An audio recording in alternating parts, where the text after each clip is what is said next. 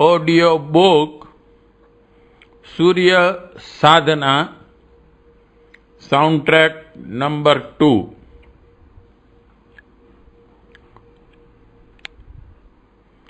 सूर्य चिकित्सा शास्त्री जिन रंगों की रुग्ण शरीर में कमी देखता है उन्हें पहचानता है। इस रंग को वह सूर्य की किरणों से प्राप्त करता है। रंगीन कांच में एक ही रंग की किरण पार हो सकती हैं और शेष रंगों की किरणों बाहर ही रह जाती है।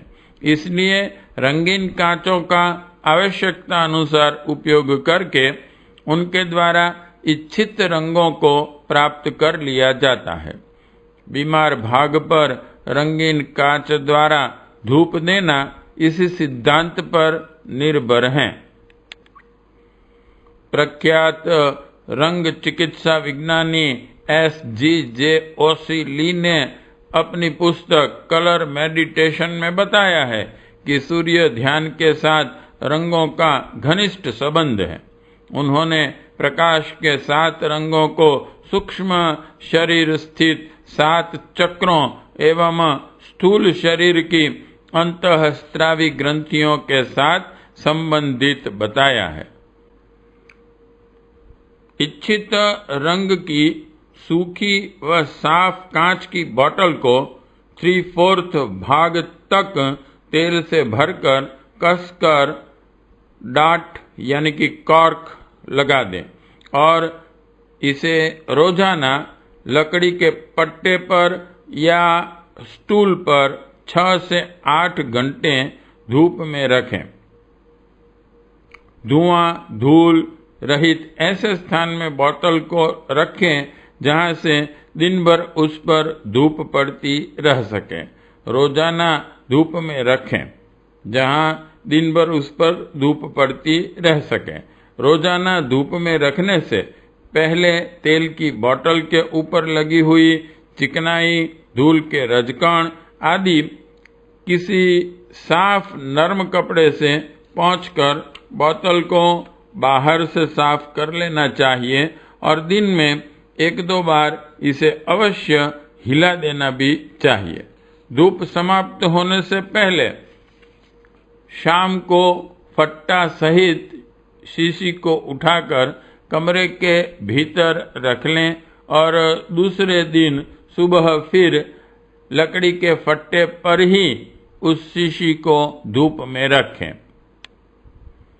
इस प्रकार तेज धूप या गर्मियों में 45 दिन तक निरंतर धूप में रखने से और हल्की धूप में या सर्दियों में 60 दिन तक धूप में रखने से वह तेल एक अनुपम रोगनाशक और दर्दनाशक दवा का रूप ग्रहण कर लेता है, जिसे मालिश के लिए प्रयोग में लाया जा सकता है। इस प्रकार तैयार किया गया सूर्य तप्त तेल अगले 3 महीनों तक स्थायी रूप से प्रभावी बना रहता है। 3 महीने बाद 3 दिन धूप दिखाकर उसे दोबारा चार्ज कर उसमें पुनः रोगनाशक प्रभाव उत्पन्न किया जा सकता है। सूर्य तप्त तेल भी 3 रंगों के बनाए जाते हैं, परंतु लाल या नारंगी तेल एवं नीला तेल अधिक उपयोग में आता है। नारंगी रंग की बोतल में प्रायः तिल का तेल बनाना अच्छा रहता है, परंतु अलसी, सरसों तथा जैतून का तेल भी बनाया जाता है। हरे रंग की बोतल में सरसों का तेल ज्यादा उपयुक्त रहता है, परंतु नारियल या अलसी का तेल भी बनाया जा सकता है। नीले रंग की बोतल में तैयार किया गया नारियल का तेल अत्यंत प्रभावशाली सिद्ध हुआ है। नारियल के तेल के अभाव में नीले बोतल में सरसों का तेल भी बनाकर काम में लाया जा सकता है। घुटनों में दर्द नारंगी तेल, लाल धूप। कई मास से एक महिला के घुटनों में दर्द रहता था। घुटनों के नीचे टांगों पर नाड़ियों के गुच्छे से पड़े हुए थे। शौच और मूत्र के लिए भी बिना सहारे नहीं जा सकती थी। उसको 8 दिन तक नारंगी तेल की मालिश और उसके बाद लाल कागज के धूप लगवाई गई। 3-4 दिन बाद वे गुच्छे खुलने शुरू हो गए और 8 दिन में वह महिला बिल्कुल ठीक होकर घूमने फिरने लगी। घुटनों में दर्द, लाल तेल, लाल धूप। एक अन्य 45 वर्षीय महिला को रात में घुटनों टांगों में इतना जोर का दर्द होता था कि उसे सारी रात रो रो कर काटनी पड़ती थी। काफी दवाइयां ले चुकी थी। उसकी लाल तेल लगाकर लाल कागज से धूप 15-20 मिनट दी गई। रात को भी सोने से पहले तेल की मालिश की गई। 1 मास की अवधि में जादूवत सब दर्द समाप्त हो गया और बड़े आराम से नींद आने लगी। घुटनों में पानी भरना, लाल तेल, लाल धूप, नारंगी पानी। एक 65 वर्षीय दुकानदार के घुटनों में काफी दर्द रहता था। एक्सरे से पता चला कि उनके दोनों घुटनों में पानी पड़ गया है और ऑपरेशन ही उसका इलाज है। लाल रंग के सेलोफेन कागज से उनके दोनों घुटनों पर धूप नित्य प्रातः के सूर्य में 25 मिनट दी गई। नारंगी पानी दिन में 3 बार भोजन के बाद 100 ग्राम प्रति बार और रात्रि में लाल तेल दोनों घुटनों पर लगाने को दिया गया। 15 दिन में वे बिल्कुल ठीक हो गए। डॉक्टरों ने जांच के बाद बताया कि अब उनके घुटनों में किसी प्रकार की कोई शिकायत नहीं रही। 1. घुटनों और विभिन्न जोड़ों के दर्द के अतिरिक्त पीठ का पुराना दर्द, गर्दन का दर्द व अकड़न, सर्वाइकल स्पॉन्डिलाइटिस, कंधे में दर्द, कंधों की जकड़न, सख्त बाजू, कमर दर्द, साइटिका, पैर की पिंडलियों का अकड़ना, चोट, मोच आदि के अनेक प्रकार के दर्दों में दर्द की जगह लाल तेल लगाने से दर्द में शीघ्र आराम मिला है। सूजन भी घट जाती है। साथ ही नारंगी पानी दिन में 2 बार देने से अधिक लाभ मिलता है। 2. लाल तेल अस्थि संधि शोथ, ऑस्टियोआर्थराइटिस, लकवा या अधरंग, पैरालिसिस, नाड़ियों की कमजोरी, लोकोमोटर डेफिशिएंसी आदि में बहुत प्रभावशाली सिद्ध हुआ है। लकवा से प्रभावित अंगों पर लाल तेल की मालिश व लाल किरणें डालना बहुत ही लाभप्रद हैं। 3. सर्दियों में पांव कटना या बीवाइयां पड़ जाना, दर्दपूर्ण घट्टे, कॉर्न्स आदि में लाल तेल बड़ा ही उपयोगी सिद्ध हुआ है। 4. सर्दियों के हर रोग पर, कफ प्रधान रोग, पुरानी कफ वाली खांसी, दमा, न्यूमोनिया में लाल तेल की छाती पर मालिश करने से तत्काल आराम होता है। अमेरिका स्थित डाकोर की लीलाबेन सांडेसरा का दिमाग कमजोर हो गया था। उसने अनेक डॉक्टर व वैद्यों से उपचार करवाया था, परंतु कोई लाभ हुआ नहीं। एक गायत्री उपासक ने उसे खेत से मिट्टी लाकर सिर में उसका लेप लगाने को कहा। तत्पश्चात जब तक वह मिट्टी सूख न जाए तब तक सुबह के सूर्य की कोमल धूप में बैठने को कहा। इस चिकित्सा से लीला बहन का दिमाग बिल्कुल ठीक हो गया। बाद में वह अमेरिका गई और उसे दूसरे मरीजों की चिकित्सा में आर्थिक सहयोग करने लगी। दियोदर गुजरात के एक भाई प्राकृतिक चिकित्सा शिविर में उपचार करवाने हेतु शांति कुंज आए थे। ज्यादा गुटखा खाने से उनका मुंह पूरा खुलता नहीं था। भोजन को तरल रूप में परिवर्तित कर चमच से खाना पड़ता था। उस शिविर के संचालक महोदय ने कहा था कि 15 दिन में आपका रोग ठीक कर दूंगा, परंतु मेरी एक शर्त है कि आज के बाद अब कभी भी गुटखा का सेवन नहीं करेंगे। उस भाई ने कभी भी न खाने का आश्वासन दिया।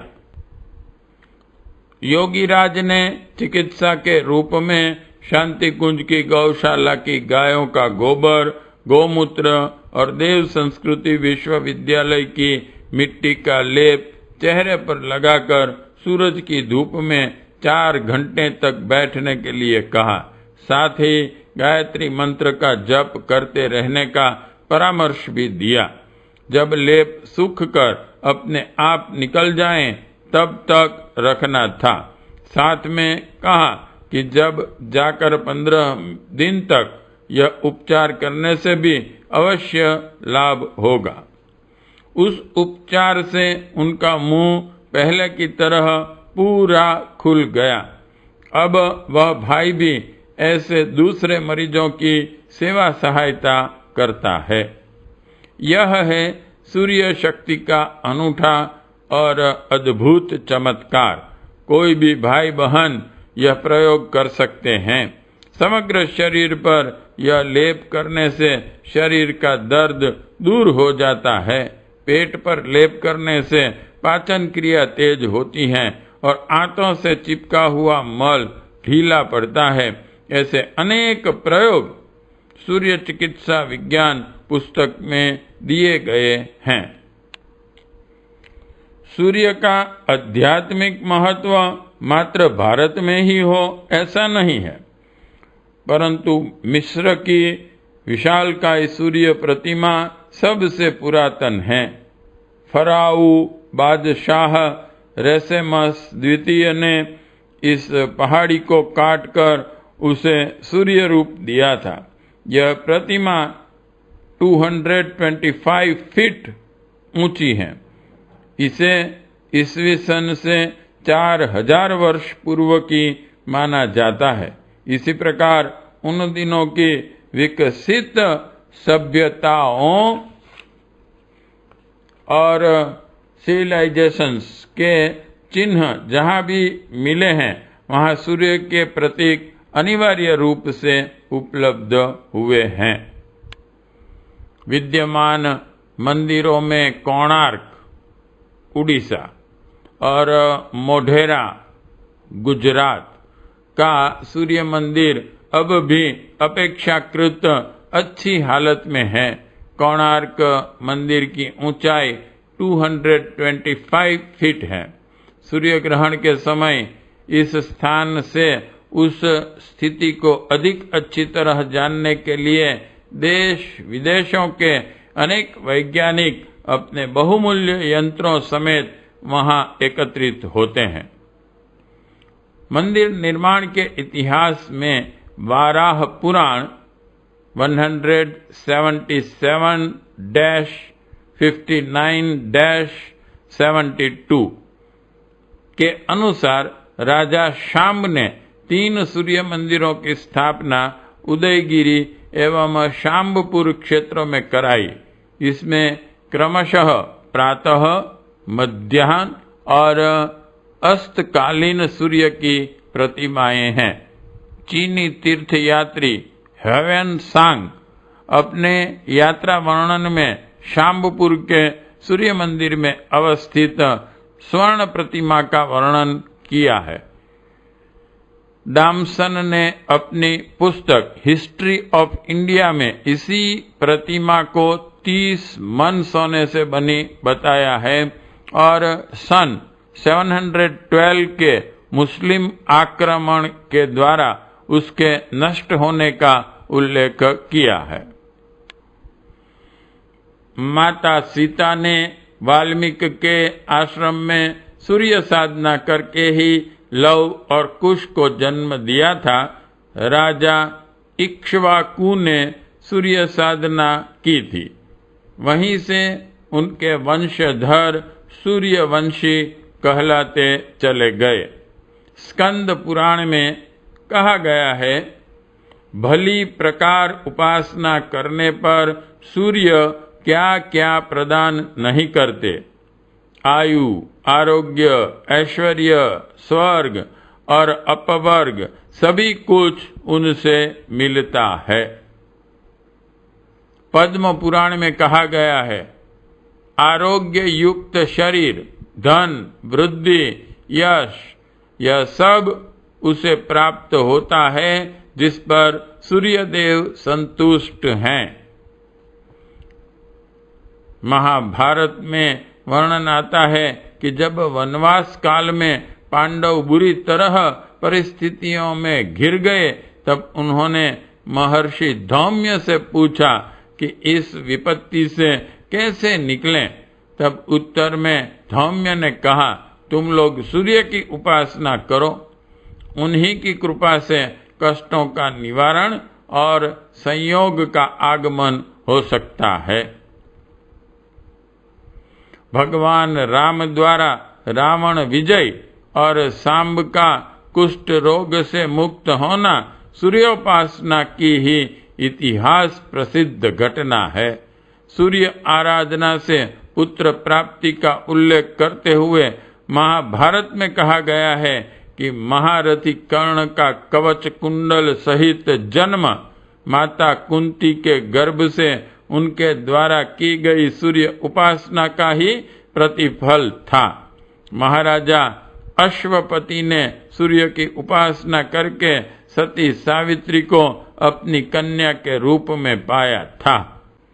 यही कन्या सत्यवान को ब्याही गई थी, जिसने अपने तपोबल से सत्यवान की मृत्यु हो जाने पर भी यमराज से उसे वापस ले लिया था। विधिवत उपासना करने से सूर्य आयुष्य, आरोग्य, ऐश्वर्य, स्वर्ग और मुक्ति सब कुछ देता है। मनुष्य शरीर में अनेक प्रकार के जीव कोश, ऊतक, क्षार, प्रोटीन, स्राव, हार्मोन, विटामिन्स आदि पाए जाते हैं। मोटे तौर से इन्हें प्रकृति की देन माना गया जाता है, पर सूक्ष्म संरक्षण से प्रतीत होता है कि यह भिन्नताएं मात्र इस कारण विनिर्मित होती हैं कि अमुक स्थानों तक सूर्य का प्रभाव किस स्तर का, किस मात्रा में, किस गति से पहुंचता है, वहां किन घटकों के साथ किस प्रकार का मिश्रण होकर क्या प्रतिक्रिया उत्पन्न करता है। रसायनों से पदार्थों का निर्माण होते देखा जाता है, पर वस्तुतः रसायन भी सूर्य किरणों का उत्पादन है। मानव की जीवन शक्ति सूर्य से ही प्राप्त अनुदान है। इसके अभाव में आदमी रोगी हो जाता है। एक अर्थ में सूर्य का प्रकाश भोजन और जल से भी अधिक आवश्यक है। शरीर को पर्याप्त धूप मिलने से रक्त में लाल कणों की मात्रा आवश्यक रूप से संरक्षित रहने लगती है। यदि ऐसा न हो, सूर्य का प्रकाश न मिले, तो यह मात्रा घटने लगती है और उनमें जल तत्व बढ़ने लगता है।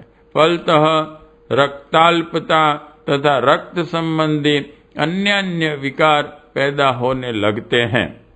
जीवधारियों का जीवन सूर्य प्रकाश से कितना घनिष्ठ संबंध रखता है, इसका एक उदाहरण पेड़ पौधे भी हो सकते हैं। अगर किसी पौधे को सूर्य के प्रकाश से वंचित कर दिया जाए तो जल्दी ही उसमें क्लोरोफिल बनाने की प्रक्रिया बंद हो जाती है तथा वह क्षीण और म्लान हो जाने लगता है। मनुष्य सूर्य से अधिक अनुदान प्राप्त करें, यह खोज भी भारतीय मनीषियों ने की थी, जैसे रविवार का आदित्य व्रत। रविवार का द्वादश आदित्य व्रत विधि विधान। रविवार को सभी सूर्यवार मानते हैं। रविवार को सभी ग्रहों की सम्मिलित शक्ति पृथ्वी पर उतरती है, इसलिए इस शक्ति का शरीर में अवगाहन करने के लिए रविवार को व्रत रखना चाहिए। सौभाग्य की रक्षा और आरोग्य के लिए बहनें सूर्य व्रत रखती हैं। प्रत्येक देवता के चित्र और मूर्तियों के मुखारविंद की चहुं ओर सूर्य मंडल दिखता है। रोम में भी रविवार को पवित्र दिन मानते हैं। उपत्तिकाओं का शोधन, परिमार्जन और उपयोगीकरण की साधना तथा पांचों तरह के उपवासों के सूक्ष्म तत्व जिसमें समाहित हैं, वह रविवार का द्वादश आदित्य व्रत है। रविवार का व्रत सूर्य सविता से नवीन ऊर्जा शक्ति प्राप्त करने की एक गहन योग साधना है। 12 रविवार के आदित्य व्रत में इंटू ब्रैकेट बिना नागा किए ब्रैकेट कंप्लीट द्वादश आदित्यों की उपासना का एक अलौकिक विधान छिपा हुआ है और साधक स्वयं अपने आप में अपेक्षित परिवर्तन अनुभव कर सकता है। द्वारिकापुरी के साथ अतिरथी वीरों में प्रधान कहे जाने वाले शाम्ब कुष्ठ रोग से व्याकुल थे। गलते जा रहे शरीर की पीड़ा असह्य थी। अपने पिता कृष्ण से जाकर बोले, महाराज, मैं प्राण त्याग करना चाहता हूँ, अनुमति दें। श्री कृष्ण ने कहा, तुम्हारे रोग का निवारण बताता हूँ, तुम सूर्य नारायण की उपासना करो। इसी व्रत से श्री कृष्ण के पुत्र शाम्ब का कुष्ठ रोग दूर हुआ था। महाराज हर्षवर्धन के दरबारी मयूर भट्ट, जो बाण भट्ट के साले भूषण भट्ट के मामा थे, वे सूर्य चिकित्सा द्वारा दीर्घकालीन व्याधि से निवृत्त हुए थे। उन्होंने सूर्य की स्तुति में सूर्य शतकम की रचना की थी। व्रत का विधि विधान। 1. रविवार के कोमल सूर्य का दर्शन एवं ध्यान करें और गायत्री महामंत्र का 11 माला जप सूर्य के सन्मुख बैठकर करना चाहिए। 2. रविवार को सफेद या पीले बासंती वस्त्र परिधान धारण करें। श्वेत वस्त्र सप्त रश्मियों की समुच्चय श्वेत प्रकाश के प्रतीक के रूप में और बासंती या पीला वस्त्र सूर्य व बृहस्पति के समन्वित प्रतीकात्मक रूप में पहनना चाहिए। परम पूज्य गुरुदेव चर्चा प्रसंग में अक्सर कहते थे, मैंने पीले बासंती वस्त्रों का प्रावधान तुम सबके लिए इसलिए किया है कि सूर्य व बृहस्पति अर्थात गायत्री एवं गुरु की दोनों शक्तियों को सरलता से प्राप्त करना तुम सबके लिए संभव हो सके अब गेरुए वस्त्र धारण करके भागने की नहीं, अपितु समर क्षेत्र में जूझने वाले पीत वस्त्रधारी बैरागी बंदों की आवश्यकता है। 3. सूर्य दर्शन, ध्यान और जप के बाद 24 गायत्री महामंत्र की आहुति देकर हवन करें। 4. प्रातः जागरण से 12:30 बजे तक जल भी ग्रहण न करें। उसके बाद दूध, फल, जूस आदि लिया जा सकता है। सूर्यास्त के पश्चात कुछ भी ग्रहण न करें। 5. जागरण से लेकर 12:30 बजे तक और सूर्यास्त के बाद शयन तक मौन धारण करें। भोजन पकाने में जिस प्रकार अग्नि अनिवार्य है, उसी प्रकार आत्मा को परमात्मा के रूप में विकसित करने के लिए सूर्य की दिव्य ऊर्जा की आवश्यकता है। देव शक्ति कोई भी क्यों न हो, किसी भी नाम, रूप या गुण, महत्व वाले देवता की आराधना भले ही की जाए, पर उसके साथ सूर्य तत्व का समावेश आवश्यक है। वेदों में देव शक्तियों का निरूपण सूर्य शक्तियों के रूप में किया गया है। अतः जिस प्रकार बिना अग्नि भोजन नहीं पक सकता, ठीक उसी प्रकार बिना सूर्य समन्वय के किसी भी स्तर की उपासना, साधना, देवाराधना संपन्न नहीं हो सकती। कोई भी साधक ध्यान, योग, जप, उपासना, साधना करने हेतु पूर्वाभिमुख होकर बैठता है तो उसमें सूर्य की शक्ति से जल्दी सफलता मिलती है। गायत्री और सावित्री। जब अनेक व्यक्तियों को जप अनुष्ठान एवं यज्ञ में सम्मिलित करके सामूहिक संकल्प पूरा किया जाता है, तब वह सावित्री बन जाती है। सूर्य को सप्त रश्मि अर्थात 7 रंग की किरणों वाला और सहस्त्रांशु सहस्त्र किरणों वाला कहा गया है। 9 ग्रहों का अधिपति होने से उसे नवाधिपति भी कहते हैं।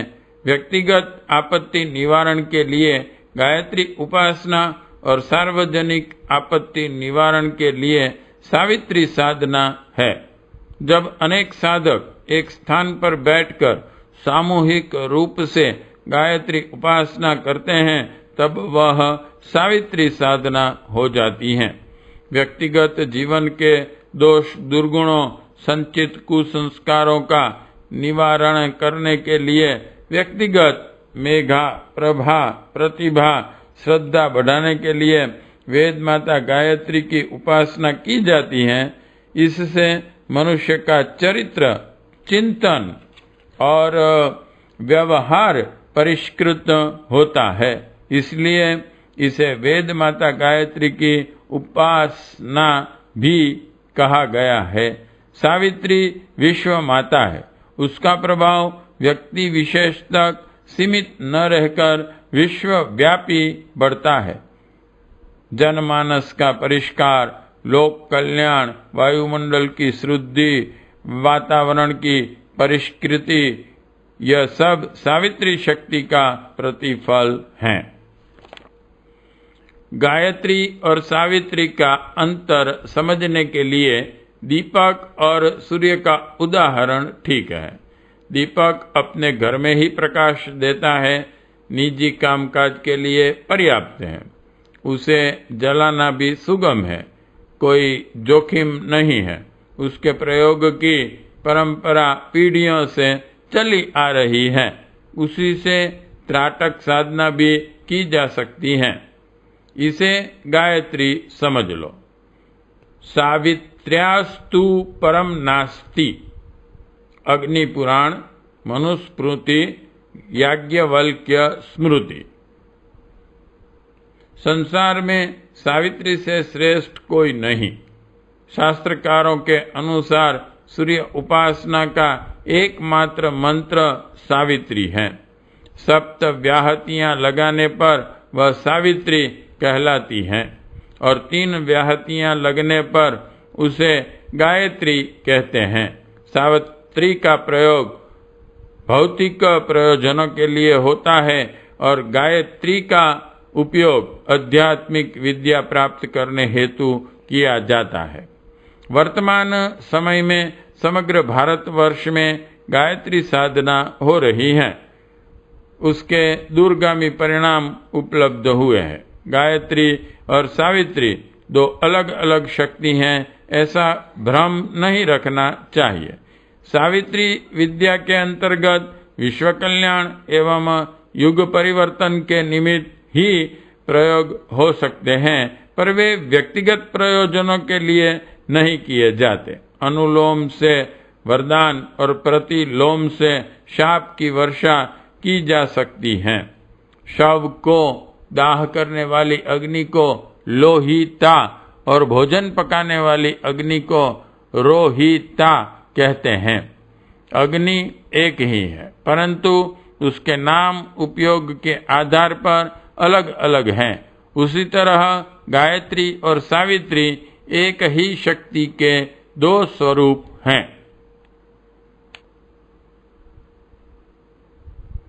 गायत्री एवं सावित्री यज्ञ। अग्नि भी सूर्यांश ही है, इसलिए उसकी ज्योतिर्मयी प्रतिमा अग्नि रूप से ही प्रज्वलित की जाती है। उपासना प्रयोजनों में अगरबत्ती, धूप, दीप का विधान इसलिए है कि देव प्रयोजनों में सूर्यांश को साक्षी रखे रहा जाए। आम और सेव धरती पर गिरते हैं क्योंकि फल और वृक्ष की माता धरती है। अग्नि के ऊपर कितना ही घी और काष्ठ समर्पित किया जाए, परंतु ज्वाला की लपटें ऊपर ही जाती हैं, क्योंकि अग्नि सूर्यांश है और उसके पिता सूर्य हैं। अग्निहोत्र सूर्य आराधना का सर्वोत्तम प्रयोग है। सामान्य कार्यों में प्रयुक्त होने वाली अग्नि तो ईंधन के सहारे जल जाती हैं, पर यज्ञाग्नि को प्रज्वलित करने के लिए विशेष वृक्षों की ही समिधाएं काम में आती हैं। समिधा के लिए जिन वृक्षों का काष्ठ प्रयुक्त होता है, उनमें सूर्य तत्व की बाहुल्यता पाई गई है।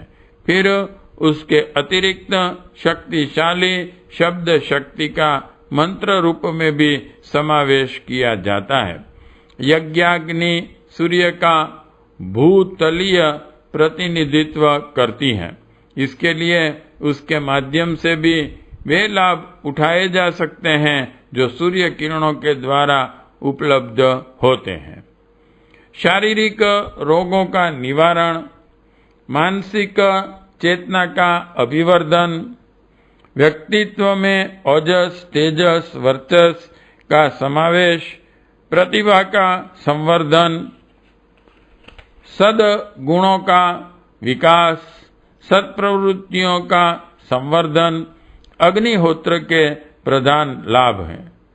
इसके अतिरिक्त यह ऊर्जा आत्मा को परमात्मा से मिलाने का, दोनों के बीच तादात्म्य स्थापित करने का प्रयोजन भी पूरा करती है।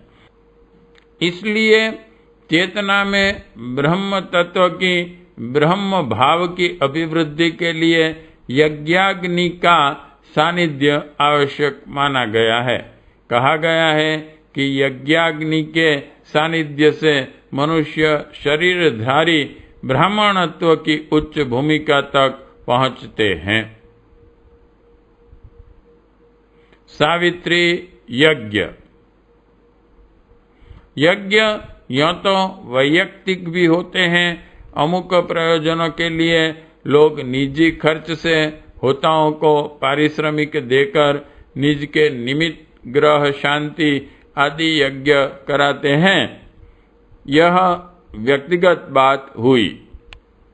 पर यदि सामूहिक गायत्री यज्ञ किया जाए, उसमें सभी उपयुक्त व्यक्ति भाग लें और खर्च की भी मिलजुल कर व्यवस्था करें, तो वह प्रयोग भी सावित्री के अंतर्गत आता है और उसका लाभ व्यक्ति विशेष को तो उसके श्रम सहयोग के अनुरूप स्वल्प मात्रा में मिलता है, परंतु वास्तविक संबंध लोक कल्याण के साथ जुड़ा होने के कारण इस प्रकार के आयोजन विश्व शांति के लिए करते हैं। सामूहिक अर्थात सार्वजनिक, जिसमें अनेकों लोग सम्मिलित हों, अनेकों कुंड हों, अनेकों व्यक्ति सम्मिलित हों, जहां सार्वजनिक धन, श्रम और मन का उपयोग किया जाए और जिसमें आम जनता भाग लें एवं अमृतासन प्रसाद ग्रहण करे, वह सावित्री एवं सविता यज्ञ है। यह छोटे या बड़े रूप में जितने अधिक यज्ञ किए जाएं, उसे सावित्री को प्रखर बनाने के लिए किया गया प्रयास ही माना जाएगा। नवरात्र आयोजन को सामूहिक रूप में मनाने की आवश्यकता इसलिए बताई जाती है कि लोग अपने घर में अनुष्ठान एकाकी न करके इसी को यदि सार्वजनिक आयोजनों की तरह संपन्न किया जाए, तो वह सावित्री साधना है। सभी साधक एक जगह मिल बैठकर जप करें, एक साथ स्वस्ति वांचन, पूजन, अर्चन करें, पूर्णाहुति भी एक साथ हों और अंतिम दिन अमृतासन भोजन प्रसाद ग्रहण करें, तो उसे भी सविता साधना में गिना जाएगा। जैसे गायत्री और यज्ञ का युग्म है, वैसे सावित्री और सविता का युग्म है। गायत्री जप अनुष्ठान की पूर्णाहुति पर यज्ञ की व्यवस्था करना आवश्यक माना गया है। सामान्य जप में भी यदि संभव हो तो तिल, घी, शक्कर और सुगंधित पौष्टिक वनस्पतियों (हवन सामग्री) से 24 आहुतियां छोटे तांबे या मिट्टी के कुंड में दी जा सकती हैं। गायत्री उपासकों को नित्य न बन पड़े तो सप्ताह में एक दिन पूर्णिमा, अमावस्या, एकादशी या रविवार को हवन कर लेना चाहिए। महाभारत वन पर्व में देवी सरस्वती और जिज्ञासु तार्क्ष्य संवाद हैं। उसमें अपना परिचय एवं वरदान देने का आधार बताते हुए वह कहती हैं, मैं संदेहों को दूर करती हूँ, अग्निहोत्र से उत्पन्न होती हूँ, ऋत्विज यज्ञ विधान द्वारा मेरा अनुग्रह प्राप्त करते हैं, किंतु यह सब उन्हीं से बन पड़ता है जो संयमशील, सदाचारी और देव प्रयोजनों में निष्ठावान रहते हैं। ब्रह्म विद्या के अध्ययन सहित जो 7 वर्ष तक नियमित रूप से यज्ञ द्वारा मेरा आराधन करते हैं, वे मुझे पाते हैं। कालिदास, वरदराज आदि ऐसे ही सावित्री साधना के प्रयोगों से विद्यावान बने थे। आयुर्वेद के मूर्धन्य विद्वानों में चरक, सुश्रुत, वाग्भट का नाम आता है। ये सभी केवल चिकित्सा शास्त्र के ही नहीं, वरन ज्योतिर्विज्ञान के भी मर्मज्ञ थे। किंवदंती है कि चरक वनस्पतियों के संग्रह के लिए वनों एवं पहाड़ों पर जाते थे तो जड़ी बूटियां स्वतः अपनी विशेषताओं और गुणों को बता देती थी और उसे किस वातावरण में कब और किन ग्रह नक्षत्रों की योग स्थिति में उगाए जाने से क्या प्रभाव पड़ता है वे जानते थे। ज्योतिष सूत्र के अनुसार अष्टमी व्याधि नाशिनी अर्थात अष्टमी जो चंद्रमा का 8वां दिन होता है, वह संपूर्ण व्याधियों को अंत करने वाला दिन है। अर्थात इन दिन जो भी औषधि ली जाएगी लाभकारी होगी। अष्टमी पूर्णिमा को सूर्य और चंद्रमा एक दूसरे से 90 डिग्री अंश पर स्थित होते हैं। मानव शरीर में विद्यमान रक्त और जल में भी सूर्य चंद्र का आकर्षण कम हो जाने से इस अवधि में दी गई दवाएं, औषधियां अधिक प्रभावकारी सिद्ध होती हैं। शिकागो के ई. ली वांस यूनिवर्सिटी के फार्माकोलॉजी विभाग के professor doctor Ralph W Morris ने अध्ययनोपरांत पाया कि रक्तस्राव अन्य अवसरों की तुलना में इस दिन अधिक क्रियाशील रहता है। पूर्ण चंद्रमा से निकलने वाली विशिष्ट ऊर्जा तरंगें रक्त बहाव को रोकने वाले ब्लड प्लेटलेट्स के निर्माण में बाधा उत्पन्न करती हैं। फलस्वरूप अधिक मात्रा में रक्त स्रवित हो जाता है। बताया गया है कि मधुमेह के रोगियों में इन्हीं दिनों ब्लड शुगर चरम स्थिति में पहुंच जाती है, क्योंकि पूर्णिमा काल में पृथ्वी, सूर्य और चंद्रमा तीनों ही एक सीधी रेखा में आ जाते हैं। इन संबंध में किए गए अध्ययनों से जो निष्कर्ष सामने आए हैं, उनके अनुसार पूर्णिमा काल में जो कार्य परिवर्तन किए गए हैं, उनसे रक्तचाप, हृदय की धड़कन, उपापचय प्रक्रिया में भी ऐसे समयों में तीव्रता अनुभव की गई है। सूर्य के प्रकाश से मनुष्य शरीर का विद्युतीकरण होता रहता है। अमेरिका के एक वैज्ञानिक डॉक्टर नील बर्नहार्ट ने वर्षों की शोध के बाद यह प्रतिपादित किया कि सूर्य की शक्तिवर्धक किरणों के संपर्क में आकर मनुष्य के शरीर से एक विद्युतमय चुंबकीय प्रवाह बहने लगता है और पृथ्वी तो स्वयं एक महाचुंबक ही है।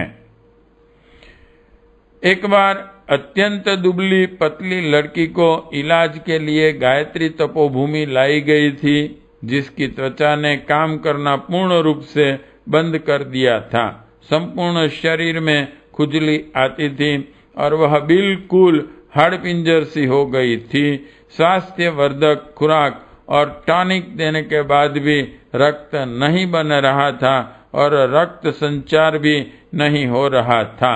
सभी डॉक्टर, वैद्य जी बहुत चिंतित थे। क्या उपाय करना चाहिए, वे खोज नहीं पा रहे थे। अंत में परम पूज्य गुरुदेव ने तपोभूमि के प्राकृतिक चिकित्सक एवं उनके डॉक्टर को कहा कि 1 माह तक लड़की को सुबह 5:30 से लेकर 10:30 तक सूर्य की कोमल धूप में सूर्य सेवन कराया जाए। भोजन बंद कर दिया, जिससे शरीर के अंदर की सफाई हो गई और सूर्य के धूप के सेवन से त्वचा में हलचल शुरू हो गई। रोमकूपों द्वारा सूर्य प्रकाश और आकाश तत्व का शरीर में प्रवेश होने से लड़की के शरीर में स्फूर्ति आई और त्वचा भी कार्यरत हो गई। उनको बाहर टहलने की इच्छा होने लगी, भोजन की रुचि जगी, रक्त बनना प्रारंभ हो गया। लेबोरेटरी में खून परीक्षण कराया गया तो रक्त सही था। थोड़े ही समय में घर के सभी सदस्यों से अधिक स्वस्थ हो गई। यह देखकर घर के सभी सदस्य धूप सेवन कर सूर्य शक्ति का लाभ लेना प्रारंभ कर दिए। ऑडियो बुक सूर्य साधना साउंड ट्रैक नंबर 2 समाप्त।